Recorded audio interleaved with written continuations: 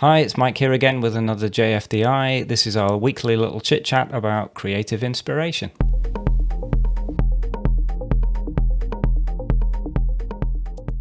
First order of business, big thanks to YouTuber Idiosyncrasy for leaving a comment nudging me to upgrade my thumbnails. They were the first attempt just to get something up online, but you're quite right, they needed sorting, so hopefully this has been dealt with now.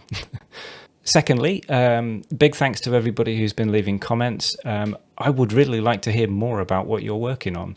If you've got problems that you're trying to overcome with your creative endeavors, if you've got bits of art project that you're struggling with, if you've got bits of art project that you're doing really well at and you'd like to share, I would love to hear about it. I really would. So leave something down below. Let me know what you're up to. I want to create a story. And I have no idea where to start, or at least 3 or 4 days ago when I began this little venture, I had no idea where to start. So I'll show you what I've got so far. Not very much. I've got a few scribbles in a notebook. My thought is that if I'm going to create any kind of graphic novel or comic strip, I'm going to need to fail before I can succeed.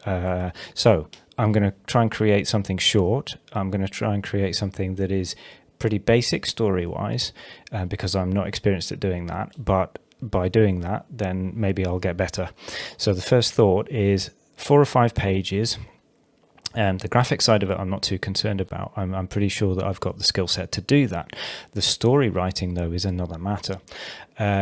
I've looked at some classics. I looked at things like Edgar Allan Poe, Grimm's fairy tales, and was wondering whether I could just pull one of those off the shelf, if you like, because they're all public domain stories now. They're old enough that and nobody owns particular rights over those. But nothing really leapt out at me as inspiring enough that I wanted to put in all that effort to create a story that's already out in the world. What I was hoping to do is come up with my own story. That's not something that I'm particularly experienced at, as I say. So I've spent a good chunk of my thinking time in the last week learning about story arcs, different acts of traditional storytelling, the hero's journey, which is one of the conventional storylines, and trying to learn as much as I can about how to write stories.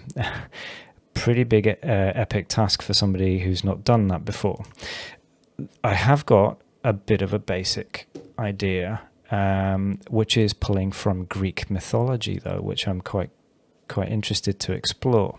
Now, imagine, and this is like a pitch, if you like. This is me trying to put into words something that I've only been thinking about for a few days, and putting it in such a way that maybe other people can understand and think, hey, that's interesting. If that works, great, I've done my job.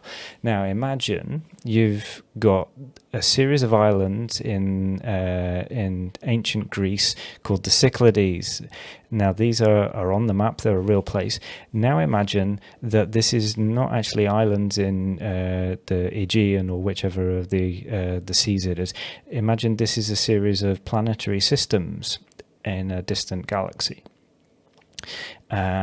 And imagine that there are characters from Greek mythology which are sort of translated into a more futuristic sci-fi setting, and in that way I can take some of the Greek mythology, some of the stories that already exist, and adapt and adjust those and put those into a setting like this, where maybe you've got trade ships that are going between planets, you've got the potential for there to be godlike characters that are maybe artificial intelligence, or they're sort of forces that are unknown.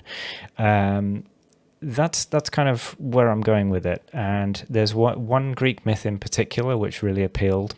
I'm not going to tell you which one that is just yet, but if this starts coming together, then one of the characters from an ancient Greek myth I'm going to use in a short story which I'm creating based on the hero's journey, and then if that works out, then maybe I can expand that and recreate the myth that's the traditional Greek myth. We'll see. Somebody else is joining the party. So I'll read my little synopsis so far. So we've got a main character. I've just called him Damon to start with. I don't know if that's a decent name. I'll work another one in. He's flying his spacecraft. He's racked with guilt and horror at his own actions in a war previous to this storyline. He recalls battles in which he was culpable for terrible violence. His ship gets into trouble and crash lands on a seemingly deserted planet.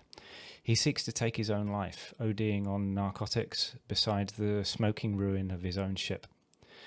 A presence appears to him, giving him encouragement and explaining that a few days' trek away is a small remote outpost at which he might find help.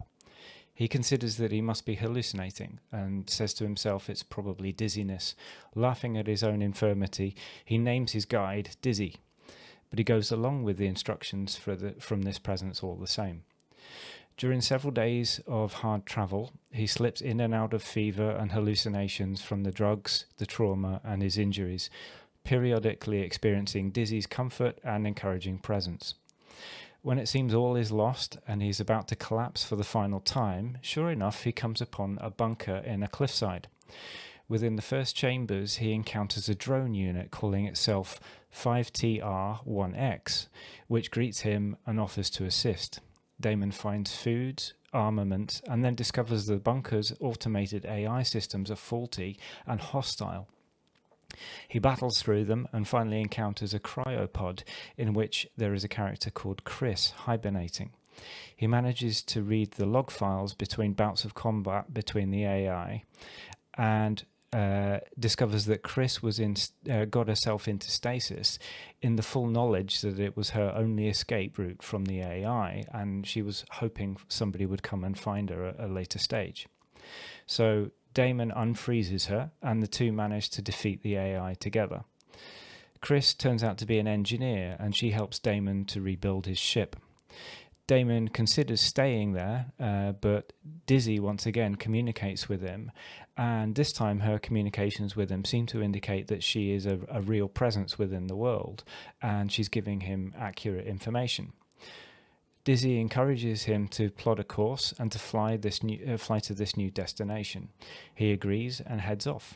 The other maybe original idea that I've got, which I want to work this in with, is what happens when you've got space travel that works faster than light. If you've got two planets and you want to travel between them and you can travel faster than light in a spaceship, a radio signal is going to take longer to get from A to B than the actual people are. And that struck me as quite a bizarre idea, and I've not seen it done in any sci-fi before. Possibly it has, I just not seen it yet. So that, as I say, gives you some weird sort of causal problems or circumstances, and I thought it might be nice to have a main character who can bypass that problem, and that happens in the form of like telepathy. So their messages between themselves and other characters could happen instantaneously, which puts them at a massive advantage to everybody else. And that, again, could throw up some interesting combinations of circumstances. Putting aside all the crazy stuff, I found that the more I thought about this kind of stuff, the more difficult it was to really put it into anything concrete. And I was bashing my head against the wall for a couple of days on and off.